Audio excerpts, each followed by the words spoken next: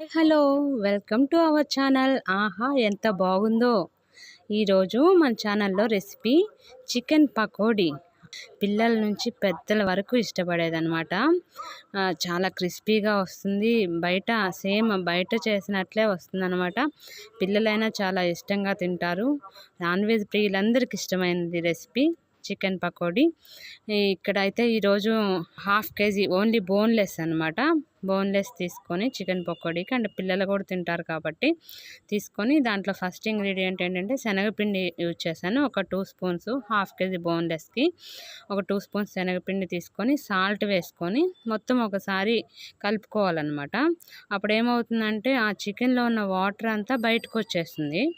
బయటకు వచ్చినప్పుడు దానికి మళ్ళీ మనము అల్లం వెల్లుల్లి పేస్ట్ 3 టేబుల్ స్పూన్స్ తీసుకోండి. పకోడీకి కొంచెం ఎక్కువే పడుతుంది, అంటే స్పైసీగా ఉంటుంది. నెక్స్ట్ 2 స్పూన్స్ కార్న్ఫ్లోర్ యూజ్ చేశాను. 2 స్పూన్స్ కార్న్ఫ్లోరు, ఒక 1 స్పూన్ బియ్యం పిండి యూజ్ చేయాలి.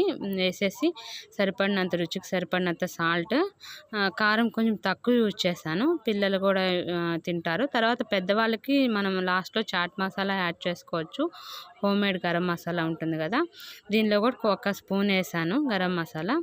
ఆయిల్ వేడైన తర్వాత అది ఒకటొకటి పీస్ తీసుకొని విడివిడిగా వేసుకోవాలన్నమాట, అంటుకొని పోకుండా. అంటే ఒకేసారి వేసినా అంటుకొని పోతే కానీ దానికి ఉన్న లేయర్ ఉంటుంది కదా, పిండి లేయర్, అది విడివిడి అవుతుంది అనమాట.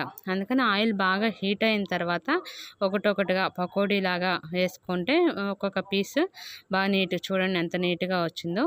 దీన్ని ఒకసారి అలా కొంచెం విడిపోయిన తర్వాత తీసేయండి. అంటే బాగా ఫ్రై చేయొద్దు, మళ్ళీ మనం సెకండ్ టైం ఫ్రై చేస్తాం అనమాట.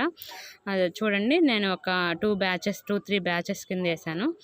వేసేసి ఒకసారి అలా వేసి తీసిన తర్వాత మళ్ళీ సెకండ్ టైం ఫ్రై చేయాలి. సెకండ్ టైం ఫ్రై చేయడానికి మళ్ళీ కొంచెం అదంతా ఆయిల్ హీట్ అయిందా ఉంచండి. ఆల్రెడీ ఇదంతా వాటర్ అది వేసాం కాబట్టి ఆయిల్ చల్లబడిపోతుంది. కొంచెం గ్యాప్ ఇచ్చి సెకండ్ టైం వేసాను. మంచిగా అదే గోల్డెన్ కలర్ వచ్చేంత వరకు ఫ్రై చేసుకోవాలి. మీడియంలో పెట్టుకొని మీడియం ఫ్లేమ్ ఉంచి గోల్డెన్ కలర్ వచ్చేంత వరకు ఫ్రై చేసి ఇలానే ఇచ్చేయచ్చు అనమాట పిల్లలకి.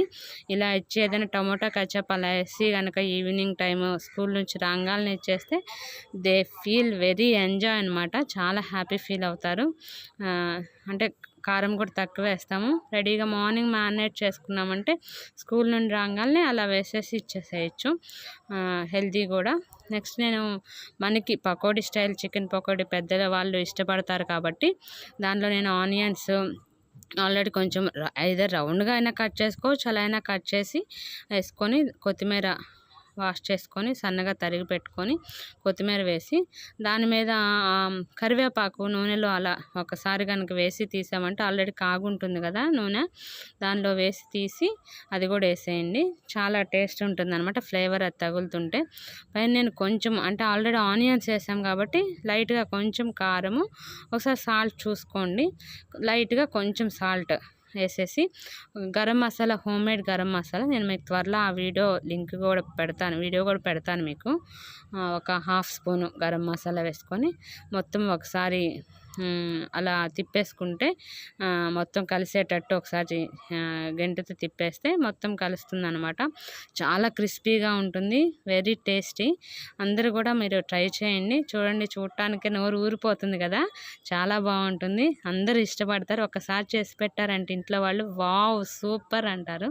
అందరు ట్రై చేయండి. ఎలా వచ్చిందో కామెంట్ చేయండి అండ్ సబ్స్క్రైబ్ దిస్ ఛానల్. ఆహా ఎంత బాగుందో. Comment and share and like this channel. Thank you.